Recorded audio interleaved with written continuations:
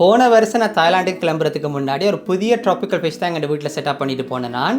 Unfortunately இந்த 2 ஒராண்டா gold ஃபிஷ்ஷும் இறந்து போச்சு. அதை குறித்து நான் இன்னொரு வீடியோவில் உங்களோட ஷேர் பண்ணுறேன். ஸோ அந்த மீன் தொட்டி வந்து கொஞ்சம் காலமாக எம்டியாக இருந்துச்சு. அம்மா வந்து ஒரு பிளான்சி ட்ராபிக்கல் ஃபிஷ் டேங்க் ஆசைப்பட்டா. ஸோ அம்மாக்கா அந்த டேங்கை நான் வந்து செட்டப் பண்ணான்.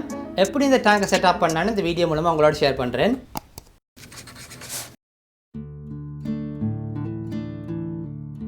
ஸோ முதலாவது அக்வாட்டிக் ஷாப்பில் டெக்கரேட்டிவ் ஓர்னமெண்ட் வாங்கலாம்னு போனோம். அப்படியே மண்ணும் வாங்கினோம்.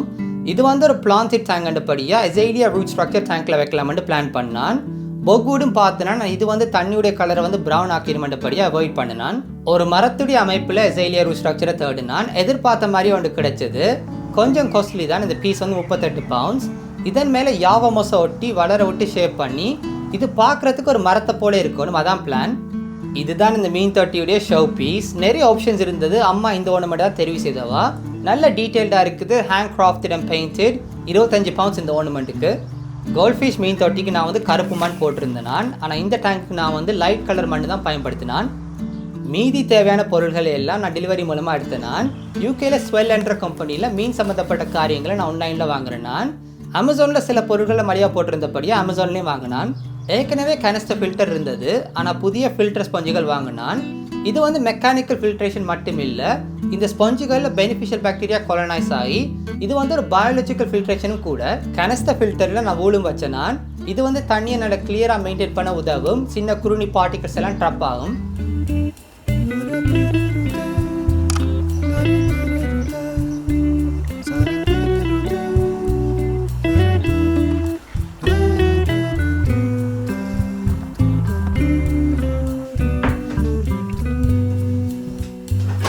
கனஸ்டர் ஃபில்டரை போலவே ஏர் பம்ப், ஹீட்டர், லைட்டெல்லாம் ஏற்கனவே இருந்தது. ஹீட்டரும் ஏர் பம்பும் வந்து ஈஹாம் பிராண்ட். எனக்கு பிடிச்ச பிராண்ட், ரிலையபிள் ப்ராடக்ட்ஸ். லைட்டை வந்து அமேசானில் சீப்பாக வாங்கினான். அசைலியா ரூட் ஸ்ட்ரக்சர் வந்து பர்ஃபெக்டாக அந்த டேங்க்கில் ஃபிட் ஆச்சு.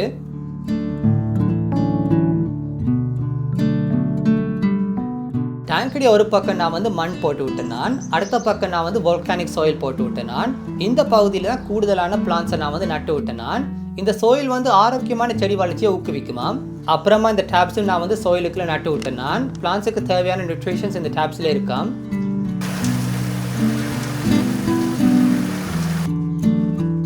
டேப்ஸை முழுசாக இல்லாமல் கொஞ்சமாக நறுக்கிட்டு பரவி தாட்டு விட்டேன் நான் சோயிலுக்குள்ள.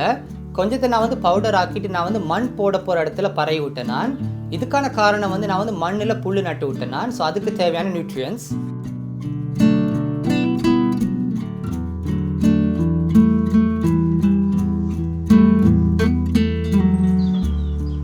சில பிளான்ஸை நான் வந்து அக்வாட்டிக் கடையில் வாங்கினா, சிலதை ஆன்லைனில் வாங்கினான். வடிவாக பேக்கேஜ் பண்ணி வந்தது. சில பிளான்ஸுக்கு ஸ்பாஞ்ச் பயன்படுத்தியிருக்கணும், சிலதுக்கு தேங்காய் தும்பு. ஸ்பாஞ்சில் தண்ணி உறிஞ்சி இருந்தபடியாக இந்த பிளான்ஸ் கூட ஃப்ரெஷ்ஷாக இருந்தது. ஆனால் ஜென்ரலாக பிளான்ஸ் எல்லாமே பார்க்குறதுக்கு ஆரோக்கியமாக இருந்தது.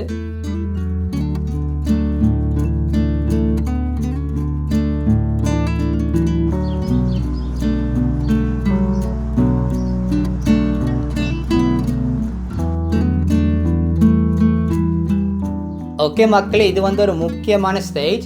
பிளான்ஸை நாங்கள் அப்படி தொட்டியில் வைக்காமல் முதலாவது கழுவுறது நல்லது. வெப்சைட்லேயே போட்டிருக்குது இந்த பிளான்ஸில் நத்தை 100% இல்லைன்னு கேரண்டி பண்ண முடியாதுண்டு. ஸோ கவனமாக கழுவிட்டு நத்தையாச்சிருக்கான்னு பார்த்துட்டு பிளான்ஸை நான் வந்து தொட்டியில் நட்டு விட்டேன் நான். நத்தையை தொட்டிக்குள்ளே தெரியாமல் இன்ட்ரடியூஸ் பண்ணி விட்டோம்னா டக்கண்டு பெருகிரும். அப்புறமா இல்லாமல் ஆக்குறது பெரிய சவால்.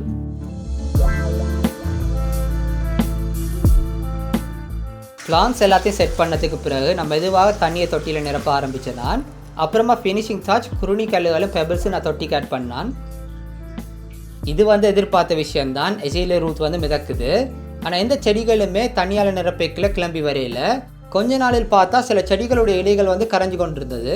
புதிய இடத்துல செடிகளை வைக்கல இப்படி ஆகலாம். தண்ணியுடைய டெம்பரேச்சர், பிஹெச் லெவல், ஹார்ட்னஸ் வித்தியாசமாக இருக்கலாம். இன்னொரு காரணம் வந்து சில அக்வாட்டிக் பிளான்ஸை வந்து தண்ணியில் இல்லாமல் தண்ணிக்கு வெளியே வச்சு வளர்க்குறவ டக்குன்னு வளரணும் என்பதற்காக. ஸோ இந்த பிளான்ஸை நாங்கள் தண்ணிக்குள்ள வைக்கல இப்படி ஆகலாம். வேற ஒரு பிரச்சனையும் இல்லாட்டி புதிய வளர்ச்சி வரும். அசைலியா வேரில் அதை வெள்ளையாக பிடிச்சிருந்தது. இது ஒரு விதமான ஃபங்கஸ் என்ன நினைக்கிறேன். நார்மல் தான். போகுடியோ இல்லாட்டி எசைலியா ரூட்ஸை நீங்கள் ஃபிஷ் டேங்கில் வைக்கல இதை எதிர்பார்க்கலாம். ஒன்றுமே நீங்கள் செய்ய தேவையில்லை. சில மீன்கள் இதை விரும்பி சாப்பிட்டு கிளியர் பண்ணிடுங்கள். இல்லாட்டி நேச்சுரலாகவே அதுவே தானாக கிளியர் ஆயிரும். Nothing to worry. சரியாக 11 நாளில் இந்த அசைலியா வேர் வந்து சிங்க் ஆச்சு. இந்த வேருடைய ஒரு கிளையில் நான் வந்து அனியூபியஸ் பிளான் தொட்டி விட்டேன். நான் மீதி கிளைகளில் நான் சொன்னதை போல யாவமாக சொட்டி விட்டேன். நான் சில பேர் நூலால் கட்டி விடுவினோம், நான் வந்து சூப்பர் க்ளூ பயன்படுத்தினான். மீன் தொட்டியை செட்டப் பண்ணி ஒரு 3 கிழமை இருக்கும். லைட்டாக பாசி பிடிச்சிருந்தது. பிளான்ஸ் எல்லாம் ட்ரிம் பண்ணி சாகரிலையெல்லாம் கட் பண்ணி டைடியாக பண்ணிவிட்டு ஒரு 30% வாட்டர் சேஞ்ச் பண்ணி விட்டேன். நான் அப்புறமா நான் பெனிஃபிஷியல் பாக்டீரியா தண்ணியில் விட்டேன். நான் ஃப்ளூவல் பிராண்டுடைய பயாலஜிக்கல் என்ஹான்சர் தான் யூஸ் பண்ணான். செடிகளுக்குன்னு இந்த லிக்விட் வாங்கினான். செடிகளுக்கு தேவையான நியூட்ரியன்ஸை வாரத்தில் இருக்க விடுறது. CO2 பூஸ்டரும் வாங்கினது. லிக்விட் கார்பன் இந்த டேங்கை நாங்கள் பயன்படுத்துகிறோம். பிளான்ஸுடைய மெயின்டெனன்ஸ் அண்ட் க்ரோத்துக்கு இந்த 2 லிக்விட்ஸும் நாங்கள் பயன்படுத்துகிறோம்.